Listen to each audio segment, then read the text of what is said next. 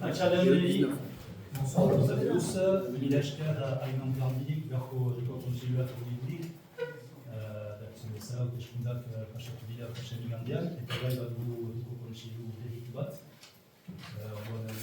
Niri batzen zait beren hitza hartzera, hasteko, eta gero hitza eman diot Iruko jaunari, inengo zaharretakoa baita. Bonsoir à toutes et à tous, merci d'être venus à ce conseil municipal à Nantes, encore une fois.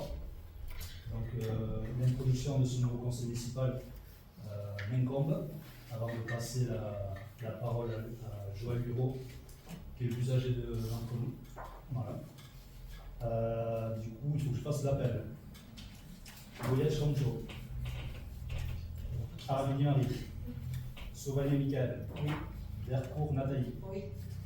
Lavillard Julien. Oui. Montléras Muriel. Oui. Fontalivet Robin. Oui. Saint-Jean Séverine. Oui. Portette Mathieu. Oui. La place à Laura est en retard, on va pas parler. Espon de Pierre. Oui. Iribaré Agnès. Oui. Périra Emmanuel. Oui. Coquedal Odette. Oui. Bureau Joël. Oui. Moi-même. Fort-Hermité. Oui. Capelli Santiago. Oui. Carrera Endo. Maïder. Donc on n'a pas de procuration, je vous invite à signer la liste d'émargement qui va circuler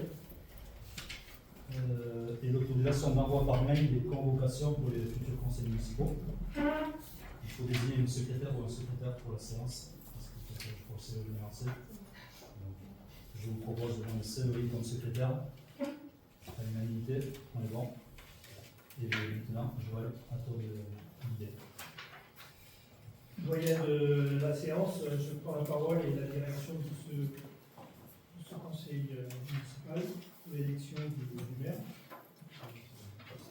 Au vu de la liste, je pense qu'on a atteint le quorum. Juste pour précision, il y a Laura Latassa qui a depuis un petit peu de retard qui travaille, qui est sur la route et nous rejoindre dans quelques instants. Et d'ailleurs, il faudra lui trouver une chaîne, je pense. Ça va bien. Parfait, pardon, j'ai Ok. Je vais vous faire la lecture de deux articles, l'article L 2122.4 et L 2122-7 du CGCT. Pour les non-initiés, c'est le Code général des collectivités territoriales. Article L 2122-4. Le conseil municipal élit le maire et les adjoints parmi ses membres en scrutin secret. Nul ne peut être élu maire s'il est âgé de 18 ans révolus. Les fonctions de maire seront incompatibles avec l'exercice d'une des fonctions sélectives suivantes. Président du conseil régional, président du conseil départemental. Les fonctions de maire sont également incompatibles avec celles du membre de la Commission européenne, membre du directoire de la Banque centrale européenne ou membre du Conseil de la politique monétaire de la Banque de France. Tout maire exerçant une fonction le plaçant dans une situation d'incompatibilité prévue par les 2e et 3e alinéas cesse de ce fait même d'exercer ses fonctions de maire. En cas de contestation, l'incompatibilité prend effet à compter de la date à laquelle la décision juridictionnelle confirmant l'élection devient définitive. L'article L 2122-7. Le maire est élu au scrutin secret et à la majorité absolue. Si après 2 tours de scrutin, aucun candidat n'a obtenu la majorité absolue, il est procédé à un 3e tour de scrutin et l'élection a lieu à la majorité relative. En cas d'égalité de suffrage, le député est déclaré élu. On est bon pour le quorum. On peut noter l'arrivée de Laura. Nous allons passer maintenant à l'élection du maire. Pour cela, j'aurai besoin de 2 assesseurs. Je vous propose de désigner 2 assesseurs dans chacune des listes.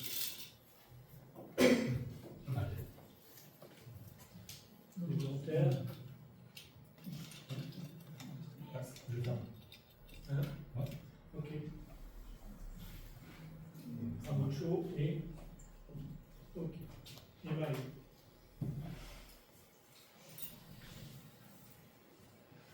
Je fais également appel à candidature pour le maire d'Aes.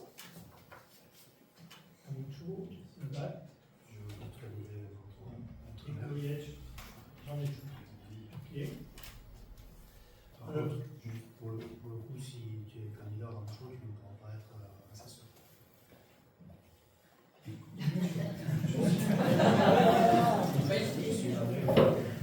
Ça a été bon.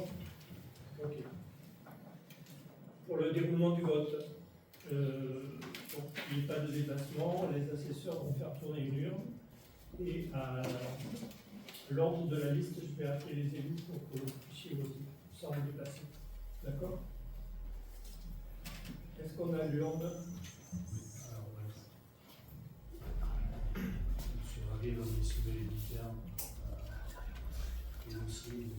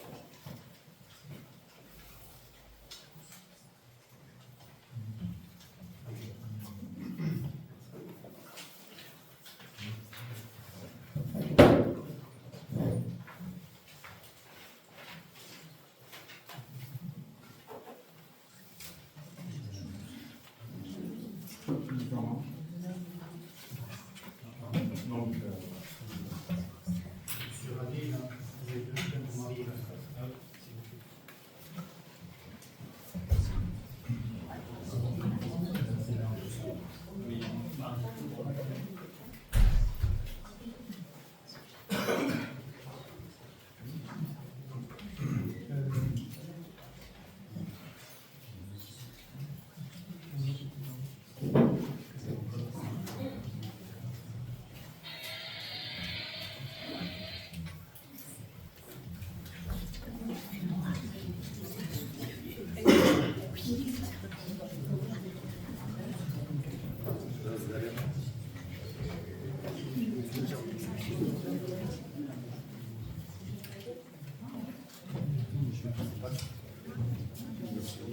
Pareil? Pareil? Et toi au milieu, comme ça sera plus simple pour circuler.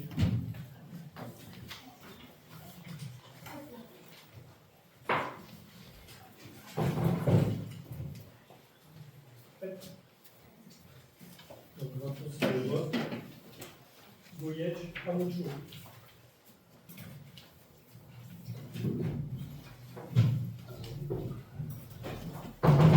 Marmendi, Marie. Soubani, Michael.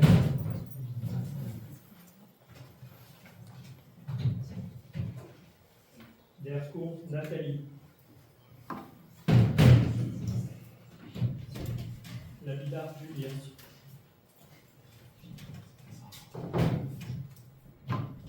Mogueres, Muriel.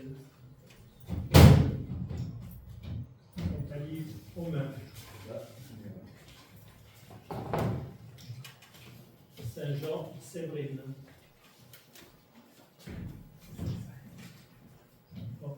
Mathieu. Natassa Laura.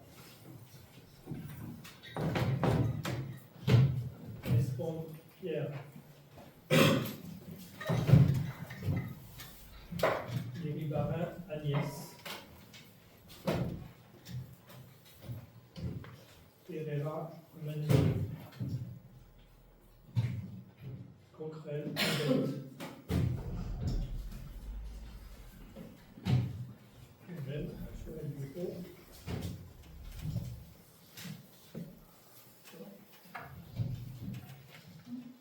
Labataramendi Ramucho. Fordin Maïté. Lapendegui Santiago. Et Carrera Ingo Maiden.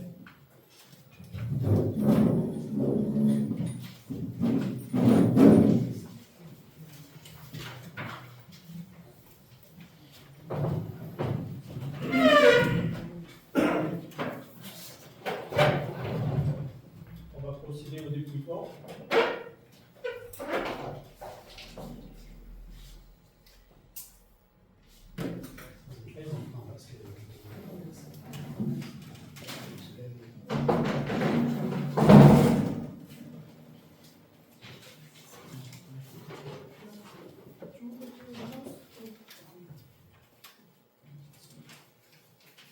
Amuchuruyech. Amuchuruyech. Amuchulala. Labataramendi. Labataramendi. Bouyech. Bouyech. Bouyech. Bouyech. Bouyech. Bouyech. Bouyech. Bouyech.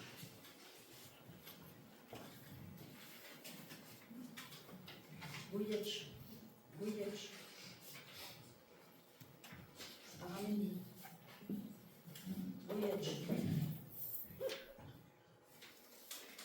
Bouyech.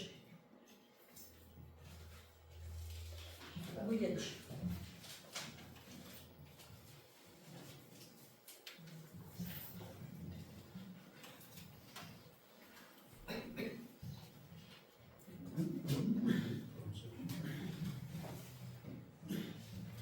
Résultat. Bouyech Ramucho 15. Labataramendi Ramucho 4. Vu de ces résultats de vote, je proclame l'élection du nouveau maire, M. Bouyech Ramucho, et lui remets l'écharpe de maire. Ah, pardon.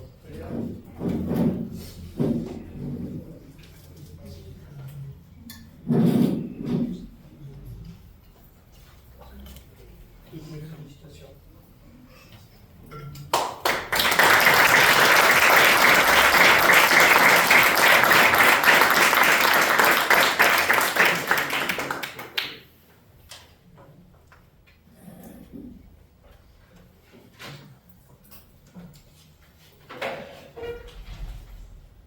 Merci Joël. Mesdames, Messieurs, chers collègues, chers instants, je tiens tout d'abord à vous remercier sincèrement pour la confiance qui vient de nous être accordée à travers cette élection. Je mesure pleinement l'honneur qui m'est fait aujourd'hui, mais aussi la responsabilité qui en découle. Être élu maire dans notre commune est un engagement fort que j'aborde avec humilité. Il y a 14 mois, nous laissions les clés de la mairie et nous siégions dans l'opposition. Pendant cette période, nous avons défendu nos convictions avec constance, sérieux et détermination. Le scrutin de dimanche l'a montré clairement, notre commune est aujourd'hui partagée. L'écart très faible qui a conduit à notre élection, 4 voix en est le symbole. Ces 4 voix, nous les avons beaucoup entendues ces derniers jours. 4 voix d'écart, 4 fois félicitations, parfois 4 visages qui se reconnaissent dans ce basculement de majorité. Mais au-delà de ce chiffre, il faut voir ce qu'il ne montre pas, la face immergée de l'iceberg, qui emporte le socle profond, la dynamique collective et la confiance qui s'est construite dans le temps. Ce socle s'est élargi. Il est passé de 397 voix en janvier 2025 à 586 aujourd'hui, soit 189 voix supplémentaires. Cela traduit une progression, une confiance renforcée et surtout une ouverture que nous avons toujours revendiquée. Ouverture au dialogue, à l'échange, au respect des différences avec la volonté constante de ne jamais se refermer sur nous-mêmes. Mais ces 4 voix nous obligent. Elles ne sont ni un aboutissement ni un triomphe. Elles sont une responsabilité. Elles nous obligent à poursuivre le rassemblement. Elles nous obligent à élargir encore. Elles nous obligent à travailler, écouter, respecter dans la bienveillance. Il n'y a aujourd'hui ni revanche, ni exaltation. Il y a simplement une grande volonté de bien faire, avec mon équipe. Aujourd'hui, une nouvelle étape s'ouvre. Nous disposons d'un programme qui nous guidera, et je crois avoir entendu que M. Aramandi exprimait dimanche soir qu'il était identique à celui d'Aexem. Mais nous savons qu'il devra évoluer, s'ajuster, s'enrichir. Parfois, il faudra aussi s'adapter dans un monde qui bouge. Nous avons aussi une pensée pour les services municipaux qui connaissent à nouveau un changement politique. Nous irons à leur rencontre pour échanger, écouter et construire ensemble les projets de service dont notre commune a besoin. Sans douter un seul instant dans notre capacité à faire sens commun pour le service public. Je souhaite que ce conseil municipal soit un lieu d'échange sincère, de débats respectueux et de décisions éclairées. La diversité des points de vue est une richesse, à condition qu'elle s'exprime dans le respect. À celles et ceux qui n'ont pas fait le choix de notre équipe, je veux dire que nous les entendons. Leur voix compte et elle continuera de compter. Nous sommes convaincus que des espaces de dialogue et de convergence, de co-construction sont possibles et qu'ils seront nécessaires pour répondre aux attentes des AESTA. Auba AEC, et je vous remercie vivement.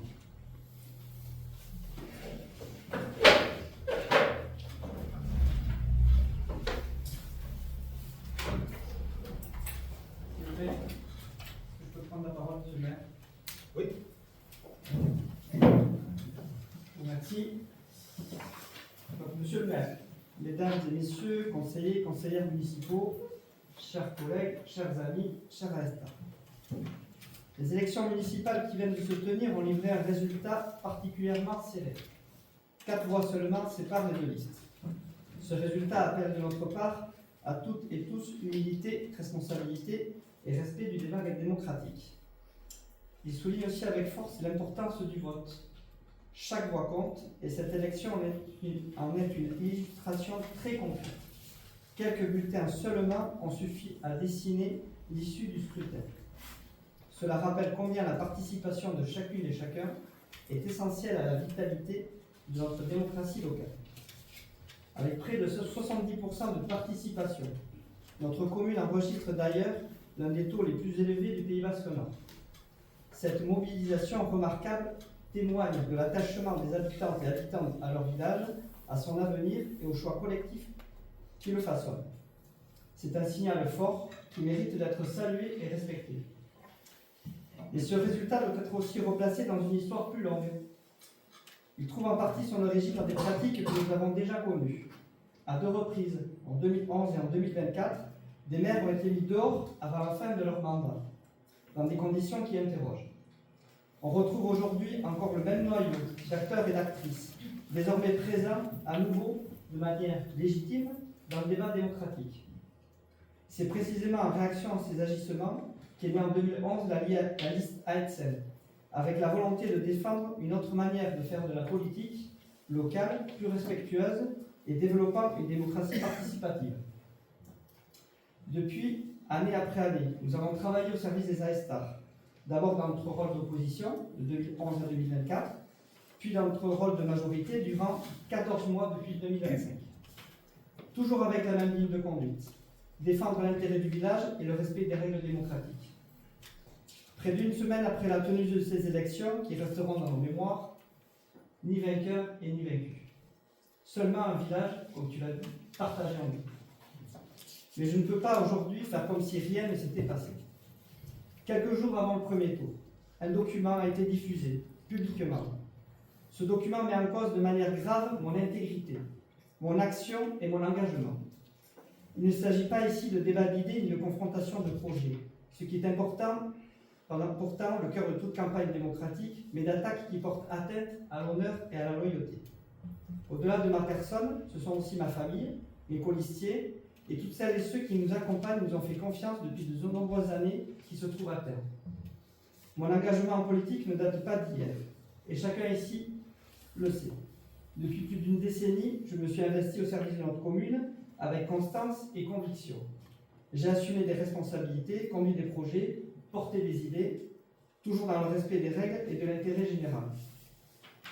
J'ai été candidat, tête de liste, engagé dans différentes échéances électorales, municipales, communautaires, départementales et européennes. La démocratie ne peut pas s'accommoder de pratiques qui consistent à jeter le doute sur la probité des personnes sans fondement clairement établi, d'autant plus que je suis un deuxième adjoint et conseiller communautaire. La critique est légitime, elle est même nécessaire, mais elle doit rester dans le cadre des faits, du respect et de la responsabilité. Et je refuse catégoriquement que l'on substitue au débat d'idées une stratégie fondée sur la suspicion et l'atteinte aux personnes. Rester silencieux face à de telles pratiques reviendrait à les banaliser. Et ce qui devient banal finit toujours par être accepté. Or, cette banalisation n'est pas acceptable. C'est pourquoi je mène une réflexion profonde sur laquelle je pourrais être amené éventuellement à engager des démarches auprès des instances compétentes. Il est important de prendre des décisions en dehors de l'émotion.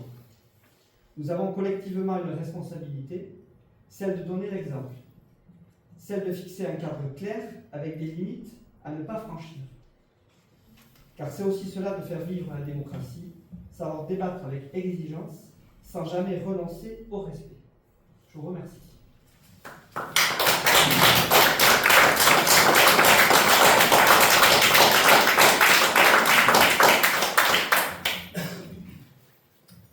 Merci, Monsieur Campanelli. Est-ce que quelqu'un d'autre veut prendre la parole? Oui. J'ai enchaîné d'un poignet. Je n'ai pas préparé de notes, non. Je vais aller à mon habitude avec le cœur. On sort de 14 mois de mandat, d'activité aux manettes du village. Pour moi, ça a été 14 mois de campagne électorale. On n'a pas eu d'opposition constructive, on a été mis sur le pilori de suite. Tout ce qu'on faisait, c'était pas bien fait, c'était pas la même méthode. Voilà. Ça a été l'année. Après, par contre, quand il y a une élection qui arrive, il y a des règles. Il y a une période officielle de campagne électorale, avec 15 jours qui s'ouvrent. Je vous parlerai après du tract dont a fait mention Santiago, mais pendant toute l'année, ce bruit de fond, c'est Aitsen qui s'amuse à crever des pneus.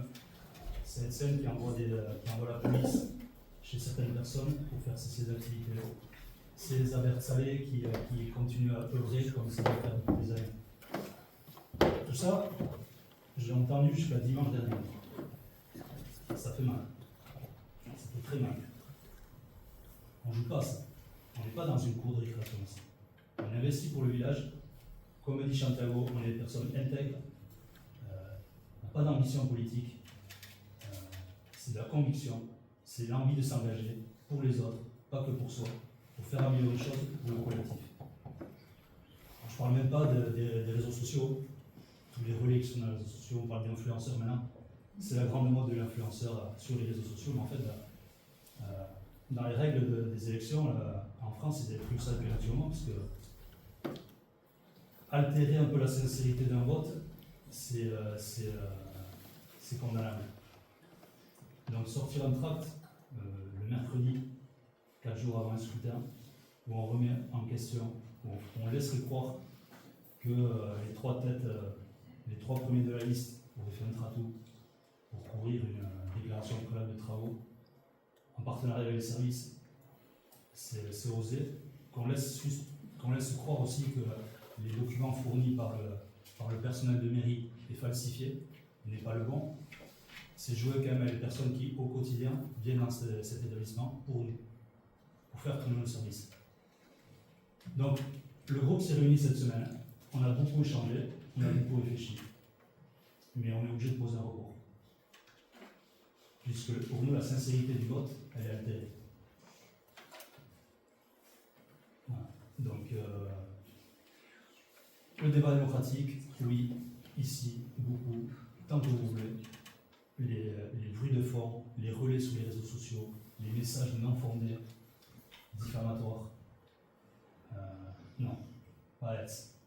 On n'est pas dans la politique spectacle qu'on nous vend à longueur de journée sur les chaînes d'information. On est dans un village où on se connaît tous, on est tous de même famille. Voilà, les deux côtés des familles croisées. Voilà. Ça, c'est pas possible. Donc nous, on a fait ce choix-là, assumé par tout le groupe. Et on verra qu'est-ce qu'il en adviendra.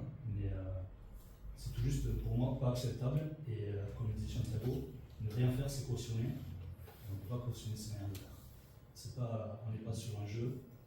Et l'engagement, il faut qu'il soit sincère. Les accusations, il faut qu'elles soient fondées. Et le débat, il faut qu'il soit sincère avec les vraies thématiques du village. Il y a beaucoup de thématiques du village qui ont été mises de côté pendant les 10 dernières années, qui sont récurrentes, qui appellent à l'interrogation. Voilà. C'est ce que je voulais dire et vous mettre au courant aussi de la démarche.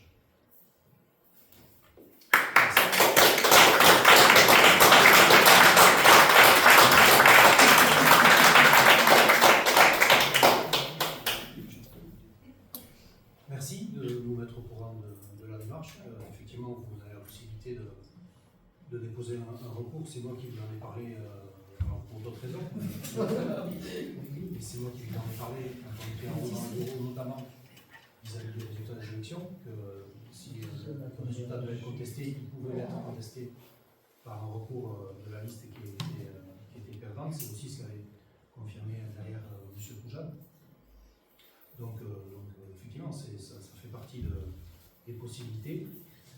J'aimerais juste réagir à une partie des propos et après votre recours, s'il doit aller en justice, on verra ce que ça peut donner. Dans les tracts qu'on a et dans l'ensemble de notre campagne, et depuis le début, depuis 2024, on a toujours fait le choix de ne jamais évoquer les services municipaux. Et dans le tract qu'on a envoyé le mercredi avant l'élection, on ne parle pas non plus des services municipaux. Quand on parle de la sincérité des documents, on parle de la sincérité de nos documents administratifs. Ça ne remet pas du tout en cause ni le travail des agents, ni on ne parle pas du tout de la sincérité des agents. On parle de la sincérité d'un document dans le sens où, au moment où on le reçoit, est-ce qu'il est bien complet, bien actualisé, est-ce qu'il correspond à la situation de la collectivité à ce moment-là? À aucun moment, ça n'engage les agents. Il est rempli par les agents, ce document. Donc, quand tu l'ajoutes, c'est les agents qui l'ont rempli et qui te l'ont fourni. Non, moi, le document qui m'est envoyé, c'est de la responsabilité du maire. C'est-à-dire que c'est le maire qui communique un document. Oui, Après, de la manière dont il envoie, peu importe, mais c'est le maire qui assume un document et qui transmet un document. C'est-à-dire que dans une mairie, le responsable de tout ce qui est communiqué, c'est le maire, c'est pas les agents. De la même manière que quand on a interpellé un conseil municipal en disant Monsieur Gouyetch, est-ce que vous trouvez normal que vous n'ayez pas payé une facture en 2023 la question n'incriminait pas les agents, elle m'était posée à moi directement. C'est-à-dire qu'à un moment donné, est-ce que moi, responsable de la collectivité à ce moment-là, j'ai payé ou non une facture? Les agents ne rentrent pas dans cette discussion-là. Et là, de la même manière, quand moi je questionne un document administratif, je ne questionne pas du tout le travail des agents. Un maire, il a plus de responsabilité dans le mairie, certes, mais un maire ne peut pas travailler seul. Un maire, il s'appuie sur ses services. Bien sûr. Moi, je ne suis pas comptable, donc la comptabilité, j'ai entièrement confiance au service comptabilité de la mairie. Donc, les services de la vous comptabilité, êtes responsable ils de la t'ont comptabilité. fourni le document mis à jour à la date de l'envoi. Après, dire qu'il n'est pas bon, qu'il ne sera pas bon, pour moi, c'est directement remettre en question l'intégrité des agents. Mais pas du tout. Chacun interprétera de la manière dont il voudra. Là, vous essayez de vous défausser de vos responsabilités. La responsabilité des documents qui sont transmis, elle est de la responsabilité du maire Oui. et de personne d'autre. Et pareil sur les autorisations d'urbanisme, je ne sais pas pourquoi vous dites qu'à un moment donné, on a pris en compte le travail des services. Enfin, l'autorisation qui a été livrée, elle est signée par l'élu et elle est au bénéfice d'un élu. Il n'y a pas de service là-dedans. C'est les gens qui veulent se l'afficher, ou c'est les services qui l'affichent? Mais ça, enfin, peu importe, enfin, ça c'est pas ma question. Moi je constate juste que un maire, à un moment donné, s'il veut protéger ses services, puisque c'est le sujet, il ne fait pas le grand chevalier blanc, regardez, je protège mes services. Non, il met en place des process, du management, de la technique qui permet que tout le monde puisse faire son travail correctement. Travail de confiance avec ses collègues. Oui, mais à un moment donné, on ne peut pas se défausser de ses responsabilités. Une autorisation d'urbanisme, elle est délivrée par un élu, et le seul responsable de la communication, de la publication et de la mise en place de cette autorisation d'urbanisme ou de d'autres documents qui sont communiqués, c'est les élus, personne d'autre. Donc, on cherche les élus. Puis c'est le contrôle administratif de la mairie. Mais si on va par là, c'est pas non plus le maire qui rédige l'arrêté. Mais non. Mais C'est pour le ça, travail d'équipe, celui qui en est responsable, c'est bien celui qui le signe. Écoute, chacun jugera et surtout le tribunal administratif jugera. Oui, Ce qu'il en est. pas de problème. Pour nous, c'est l'interprétation qu'on en fait. Je pense qu'on se trompe, on Et se les trompe du chiffres, sujet. les chiffres, encore une fois, on en fait ce qu'on veut. Certains vont être à droite, ça va les avantager. Les autres qui vont à gauche, ça les avantagera aussi. Quand il y a une pléthore de chiffres comme ça, tu peux leur faire dire ce que tu veux.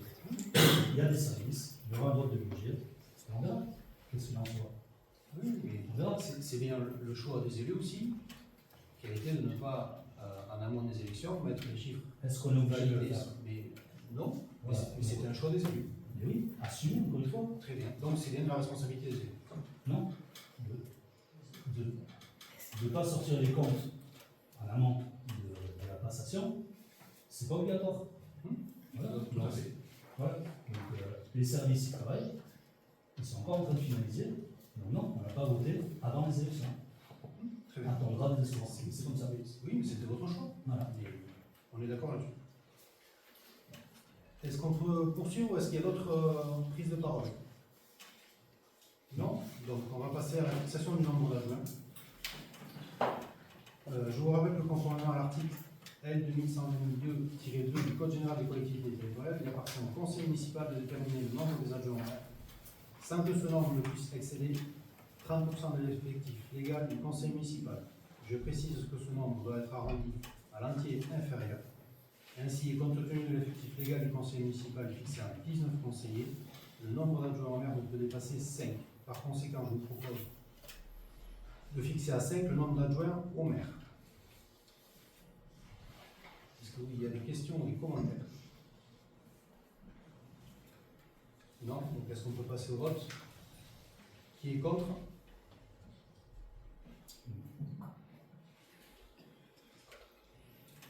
Quatre contre. Qui s'abstient?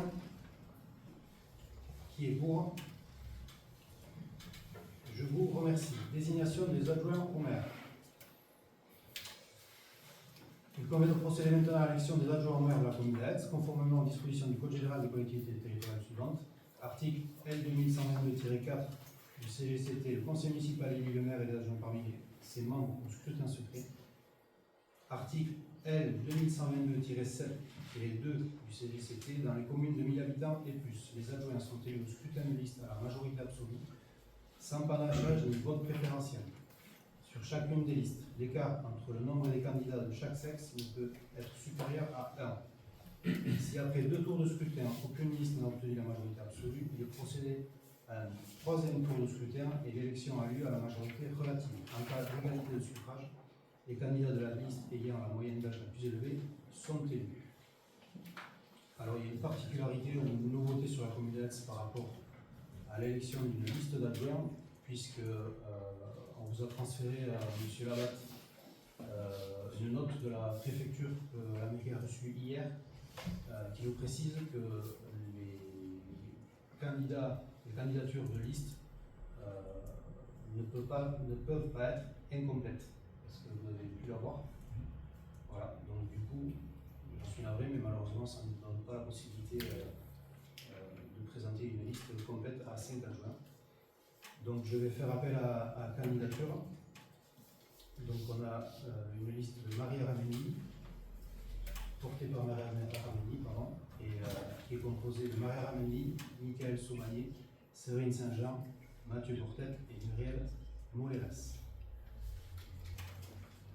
Ça, est-ce qu'on peut procéder au vote, s'il vous plaît? Même principe que tout à l'heure, bulletin secret. Donc, monsieur le responsable de distribuer les bulletins.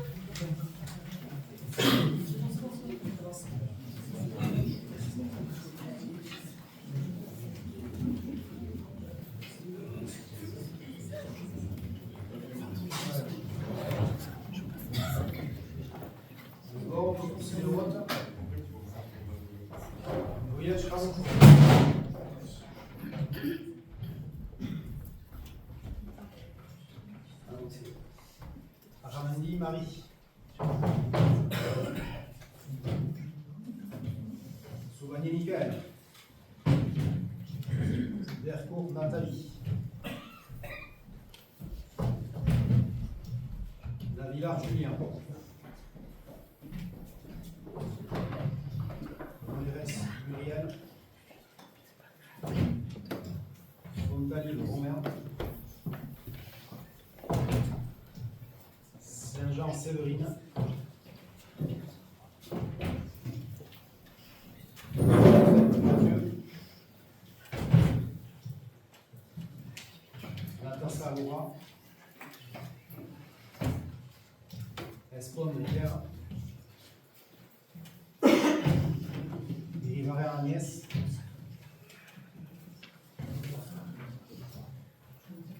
Herrera Emmanuel.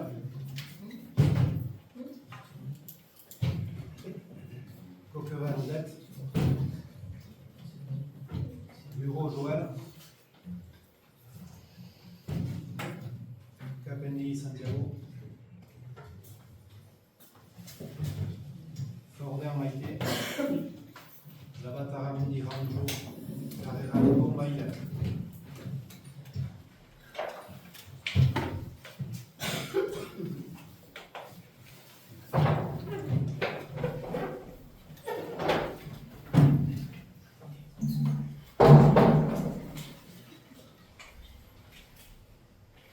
Blanc.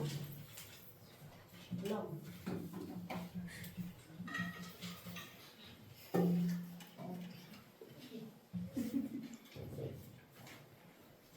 Aramendi. Aramendi. Blanc. Aramendi. Aramendi. Aramendi. Aramendi. Aramendi. Aramendi.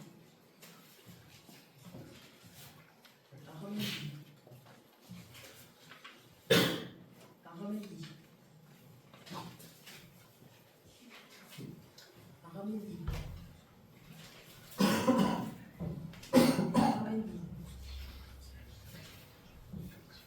Aramendi. Aramendi. Blanc. Aramendi. Aramendi.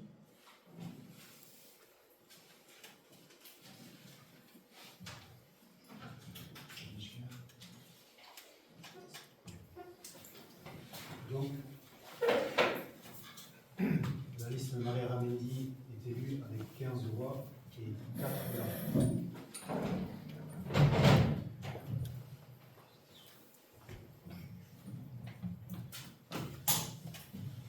Je vais juste vous indiquer, je vais prendre dans les jours qui viennent par délégation, par arrêté par les délégations attribuées à chacun des adjoints. Donc, Marie Ramendi sera la première adjointe déléguée aux finances et à la démocratie participative à l'État.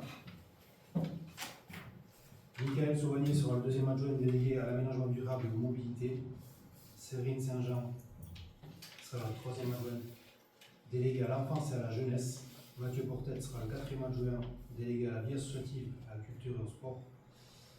Muriel Moreras sera la cinquième adjointe déléguée à l'action sociale et aux liens intergénérationnels.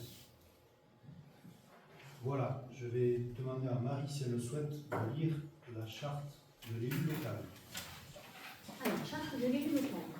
L'article L 2121-7 du Code général des collectivités territoriales prévoit que lors de la première réunion du conseil municipal, immédiatement après l'élection du maire et des adjoints, le maire donne lecture de la charte de l'élu local mentionnée à l'article L 1111-12. Le maire remet aux conseils municipaux une copie de la charte de l'élu local et du chapitre 3 du présent titre. De même, l'article L 1111-12 du même code précise que les élus locaux sont les membres des conseils élus au suffrage universel pour administrer librement les collectivités territoriales dans les conditions prévues par la loi, ainsi que les élus des arrondissements de la ville de Paris et des communes de Lyon et Marseille. Tout mandat local se distingue d'une activité professionnelle et s'exerce dans les conditions qui lui sont propres. Il se traduit par des droits et des devoirs prévus aux articles L 1111-13 et L 1111-14. Ces dispositions constituent la charte de l'élu local. Les devoirs. Article L 111-13 du CGCT. Dans l'exercice de son mandat, l'élu local s'engage à respecter les principes de liberté, d'égalité, de fraternité et de laïcité, ainsi que les lois et les symboles de la République. 2. L'élu local exerce ses fonctions avec impartialité, diligence, dignité, probité et intégrité. Dans ce cadre, il poursuit le seul intérêt général, à l'exclusion de tout intérêt qui lui soit personnel, directement ou indirectement, ou de tout autre intérêt particulier. 3. L'élu local veille à prévenir ou à faire cesser immédiatement tout conflit d'intérêts réprimé par la loi. Lorsque ses intérêts personnels sont en cause dans les affaires soumises à l'organe délibérant dont il est membre, l'élu local s'engage à les faire connaître avant le débat et le vote. 4. L'élu local s'engage à ne pas utiliser à d'autres fins les ressources et les moyens mis à sa disposition pour l'exercice de son mandat ou de ses fonctions.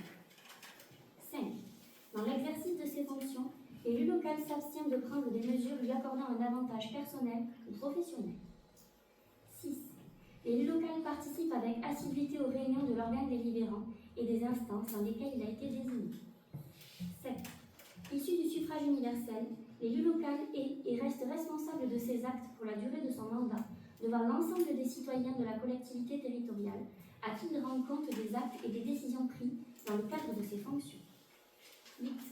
L'élu local déclare dans un registre tenu par la collectivité territoriale les dons, avantages et invitations d'une valeur qu'il estime supérieure à 150 € dont il a bénéficié en raison de son mandat. Ne sont pas soumis à cette obligation déclarative les cadeaux d'usage et les déplacements effectués à l'invitation des autorités publiques françaises ou dans le cadre de notre mandat électif. Les droits. Article L 1111-14 du CGCT. 9. Les élus locaux peuvent bénéficier du versement d'une indemnité pour l'exercice effectif de leurs fonctions électives et de la prise en charge des frais exposés dans ce cadre, dans les conditions prévues par la loi. 10. Les élus locaux sont affiliés pour l'exercice de leur mandat au régime général de la sécurité sociale, dans les conditions définies à l'article L 382-31 du Code de la sécurité sociale, et à des régimes spéciaux définis par le Code général des collectivités territoriales. 11. Les élus locaux bénéficient, à l'occasion de leur fonction, d'une protection organisée par la collectivité territoriale, conformément aux règles fixées par le code pénal, les lois spéciales et le Code général des collectivités territoriales. 12. Le droit à la formation est reconnu aux élus locaux. Il s'exerce dans les conditions fixées par le Code général des collectivités territoriales. 13. Toute personne titulaire d'un mandat local bénéficie dans des conditions prévues par la loi de garanties accordées dans l'exercice du mandat et à son issue, et permettant notamment de concilier celui-ci avec une activité professionnelle ou la poursuite d'études supérieures. 14. Tout élu local peut consulter un référent déontologue chargé de lui apporter tout conseil utile au respect des principes mentionnés à l'article L 1111-13 du Code général des collectivités territoriales. Un décret en Conseil d'État détermine les modalités et les critères de désignation des référents déontologues. Retrouvez le chapitre 3, conditions d'exercice des mandats municipaux, article L 2123-1 à L 2123-35 du CGCT, sur l'Égiptance, version en vigueur au 10 mars 2026. Très bien. Merci, Marie. Vous êtes à prendre acte de cette charte. Et on va passer à la dernière délibération de la soirée. Délégation du conseil municipal au maire. Alors, c'est une délibération qu'on a prise l'année dernière, je pense que ceux qui étaient là, vous vous en souvenez. Il y a eu quelques toutes petites modifications, mais vraiment à la marge. Donc, pour les nouveaux élus, je me permets de la lire entièrement. Donc, le maire expose que dans l'intérêt de la bonne marche de l'administration communale, le conseil municipal peut, en vertu des articles L2122-21 et L2122-22 du Code général des collectivités territoriales, déléguer une partie de ses pouvoirs au maire. Les décisions ainsi prises par délégation sont soumises aux mêmes règles que celles applicables aux délibérations en vertu de l'article L 2122-23 du CGCT. De plus, le maire doit rendre compte de ses décisions à chaque conseil municipal. Le maire précise que l'article L 2122-23 du même code dispose que, sauf disposition contraire dans la délibération, les décisions relatives aux matières ayant fait l'objet de la délégation sont prises en cas d'empêchement du maire par le conseil municipal.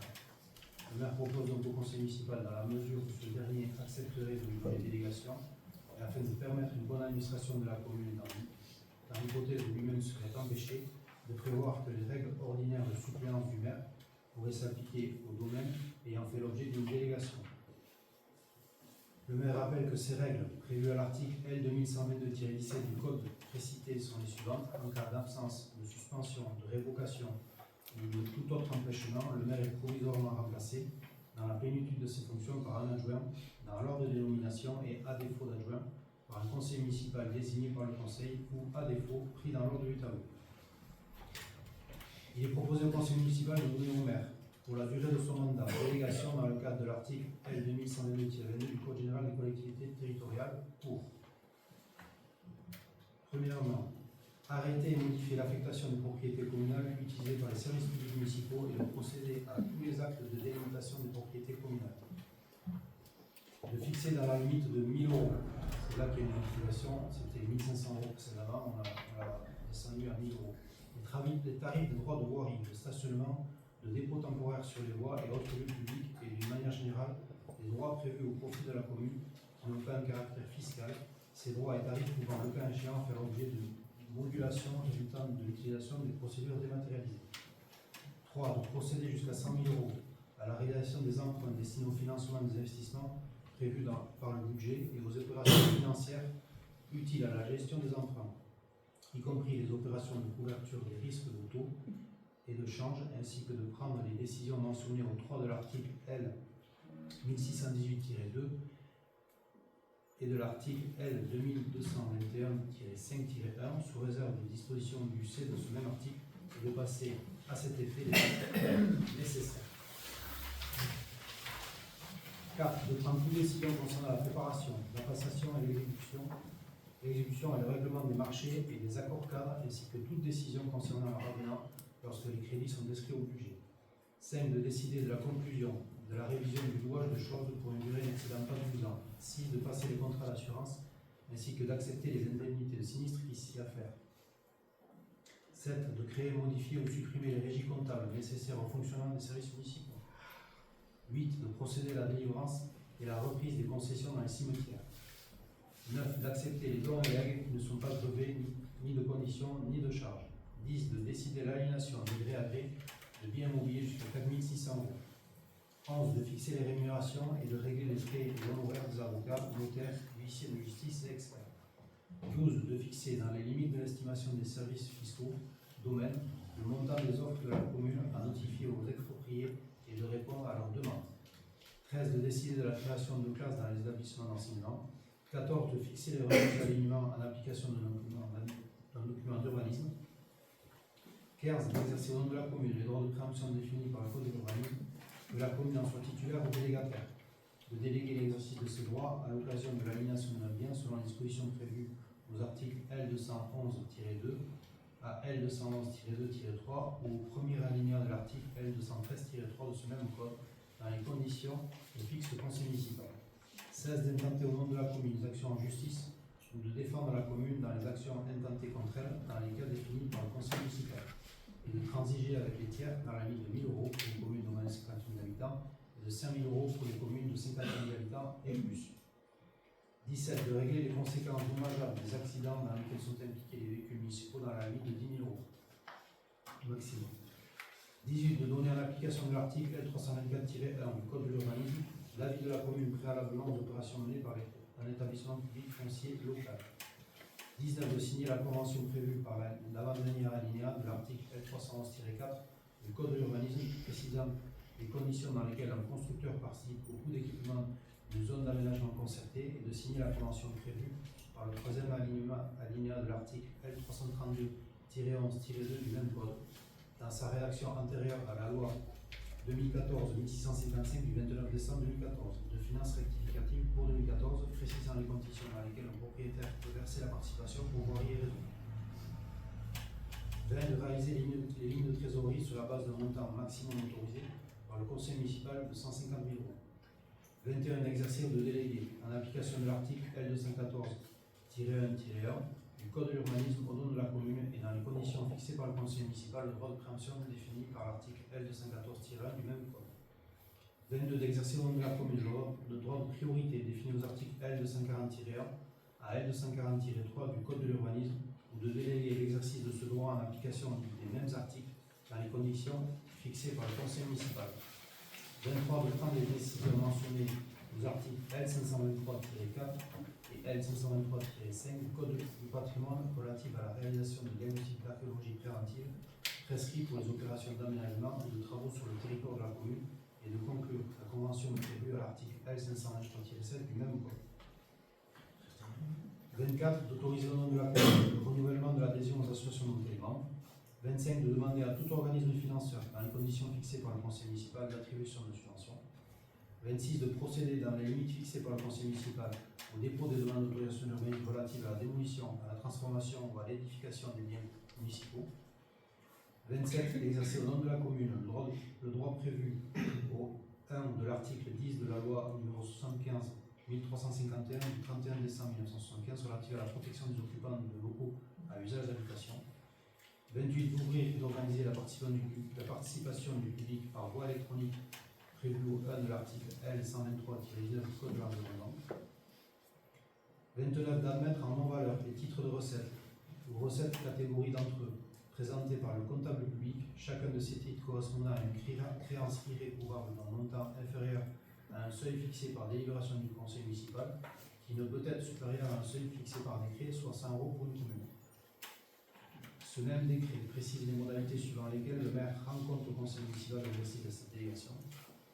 30 d'autoriser les mandats spéciaux que les membres du conseil municipal peuvent être amenés à exercer dans le cadre de leurs fonctions, ainsi que le remboursement des frais afférents prévus aux articles L 2123-18 du présent code.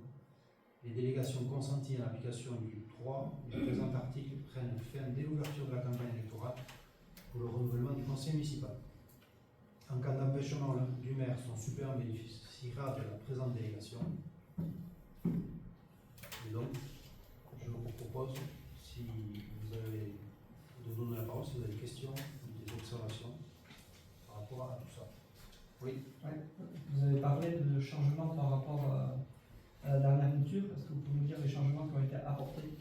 Alors, celui que j'ai dit dans la lecture, c'est-à-dire le 2, où on a baissé le seuil. Le 29, où on a précisé le montant maximum, parce qu'en fait, sinon, il faut passer une délibération pour préciser un montant maximum. Donc, on a choisi de l'intégrer directement pour que ça soit défini et pas avoir à redélibérer derrière. Et ensuite, il y a un article qu'on a supprimé qui j'ai pas mon... Pardon, je croyais que j'avais ma déclaration. Il y a un article qu'on a supprimé qui était sur la création d'aires de stockage de bois en zone montagne. Et comme on n'a pas de zone montagne sur la commune, on s'est permis de supprimer. Voilà, c'est les trois choses qui ont été notées. Dernière question, quelle est la motivation qui a fait que pour l'article 2, vous avez baissé la limite? Parce que généralement, les droits de voirie, c'est des petits montants, c'est pas des montants qui c'est en général quelques centaines d'euros. Et qu'au-delà, je pense que c'est intéressant de passer en conseil municipal. Et de ne pas laisser le maire seul appliquer les droits de voirie supérieurs à niveau. Voilà, tout simplement. Est-ce qu'il y a d'autres observations? Alors, je vous propose de passer au vote. Qui est contre? Qui s'abstient? Et donc, qui est pour? Donc, délibération acceptée, adoptée à l'unanimité.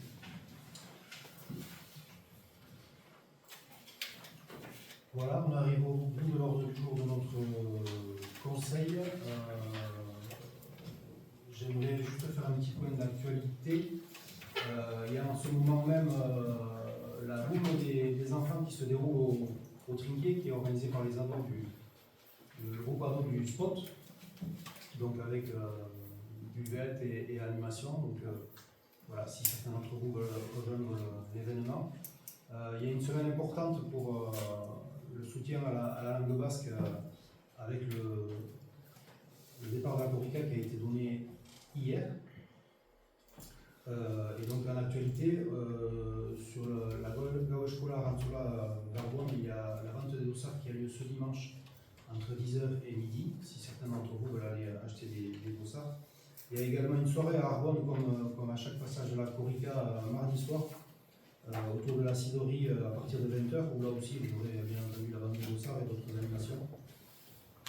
Et ensuite, le passage de la Corica se déroulera à minuit 8 sur Arbonne, et si je ne dis pas de bêtises, la promenade c'est 1 km qui a été annoncé à minuit 20. Donc ce que je souhaitais vous proposer, c'est qu'on aille participer à ce kilomètre ensemble, si ça vous intéresse. Moi, je vois pas de souci. On a dû donner le nom en amont, donc j'ai mis mon nom pour prêter main. Moi, j'invite surtout toutes les personnes ici sensibilisées à s'inscrire dans la Gau Eskola, à attendre. Une Gau Eskola qui est à portée de main à Arbonne. N'hésitez pas. Vous allez rencontrer des gens formidables. Vous allez apprendre une langue formidable. Vous allez découvrir un bel univers. Et on pourra la faire vivre autant que faire se peut. Dans notre village, je rappelle, on a fait une statue de matin très court, juste à la sortie. Donc, ne perdons pas ce trésor qui est en train de nous disparaître. Pour participer donc à la Corica, mais participer à la Corica, ça veut dire derrière s'engager pour la langue et faire la démarche d'aller l'apprendre. Et en complément, les écoles organisent la Corica Tiki parce que l'apprentissage ça commence dès l'enfance. Les écoles de la commune et si je ne dis pas de bêtises non plus, l'école d'Arbonne également organise la Corica Tiki lundi matin à 10h autour du village. Donc voilà, si vous voulez participer aussi, vous pouvez les rejoindre pour faire ça avec les enfants. Voilà, c'est tout. Je ne sais pas s'il y a d'autres interventions que vous souhaitez réaliser. Donc je pense qu'on peut clôturer ce conseil municipal. Merci.